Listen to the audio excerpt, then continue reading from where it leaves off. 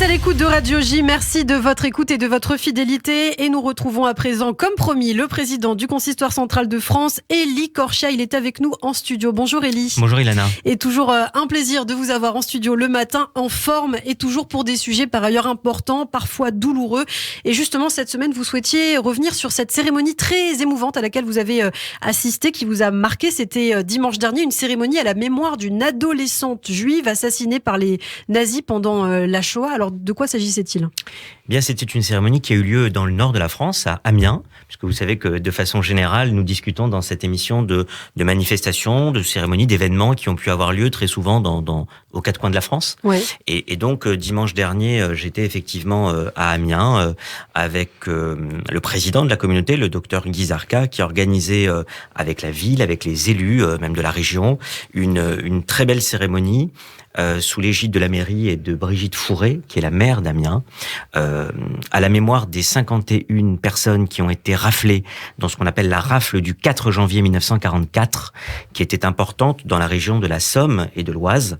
Eh bien, 51 personnes de confession juive ont été raflées et malheureusement, dans les mois qui ont suivi, les semaines qui ont suivi, ont été déportées par le convoi 66 qui les a amenés au camp de la mort à Auschwitz. J'ai été présent à cette cérémonie avec le grand rabbin de France, Chaim Corsia, puisque particulièrement cette année, c'était la 10e année où il y avait cette commémoration à Amiens. Et cette année, la maire d'Amiens a décidé que la rue de la synagogue d'Amiens allait désormais, dorénavant, porter le nom de Cécile Redlich. Et Cécile Redlich est une jeune fille qui n'avait pas 15 ans, qui avait 14 ans et demi, lorsqu'elle a été raflée. Le 4 janvier 1944, elle était cachée chez des voisins de ses parents qui eux-mêmes avait été déportée et assassinée à Auschwitz 2 ans plus tôt, en 1942. Elle avait réussi à être cachée, et le 4 janvier 1944, malheureusement, elle a été raflée avec 50 autres personnes donc d'Amiens, et malheureusement, elle a été déportée au mois de janvier 1944, donc à Auschwitz.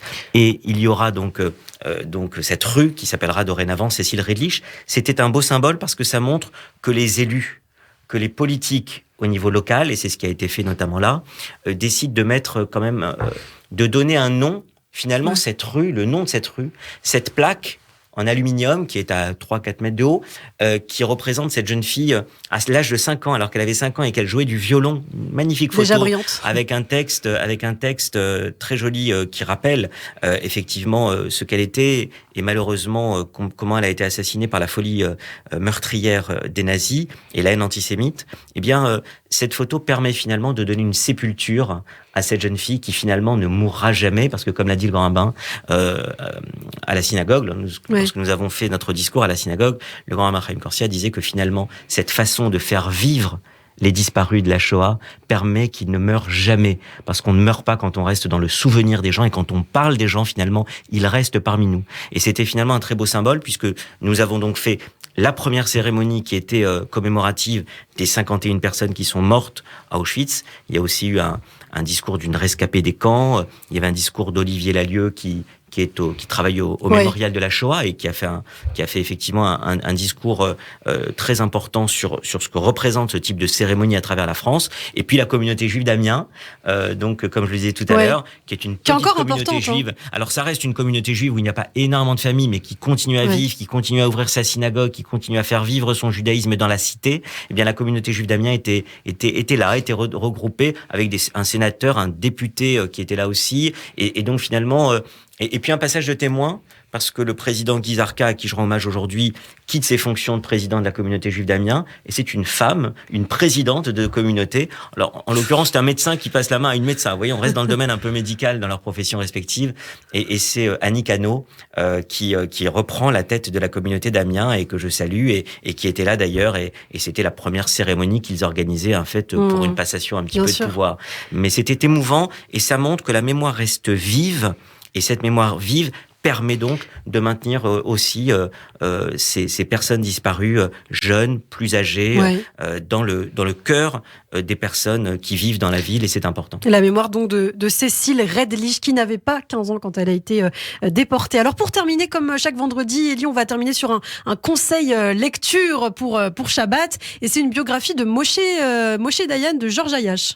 Tout à fait. C'est une biographie que que j'ai lu cette semaine qui m'a paru intéressante parce qu'on essaie toujours de parler dans cette émission de livres différents. Ça peut être des romans, ça peut être des essais, ça peut être des BD, des romans graphiques aussi. Et puis là, on n'est plus sur une biographie d'un personnage quand même assez incroyable. On connaît tous le nom, on connaît tous le personnage avec ce cache-œil, ce bandeau noir qui recouvre effectivement la terrible blessure qu'il a reçue quand il avait 26 ans. Il n'avait pas 26 ans quand il a reçu cette balle qui lui a effectivement coûté un œil. C'est la biographie de Moshe Dayan. Alors, elle est sous-titrée « Héros de guerre et politicien maudit » par Georges Ayache, qui est à la fois un confrère, un historien, et un confrère avocat, bien sûr, un historien. C'est aussi quelqu'un qui a été diplomate. Et donc, Georges Ayache, qui connaît bien le sujet des États-Unis en général, il est passionné par les États-Unis, mais aussi par Israël. Donc, consacre cette biographie à Moshe Dayan, qui connaît dans la première partie de sa vie vraiment une carrière extraordinaire. C'est-à-dire, dès l'âge de 40 ans, il devient chef d'état-major. Il va être l'homme clé dans la guerre du Sinaï, vous savez, après le canal de Suez en 1956, première grande victoire militaire quand même israélienne. Il était déjà dans l'armée, il avait eu un rôle important, il s'était fait beaucoup connaître en 48 lors de la guerre d'indépendance. Il s'était chargé de la campagne de Jérusalem, plus particulièrement. Et puis, son heure de gloire, je dirais, c'est vraiment 1967, la guerre des 6 jours.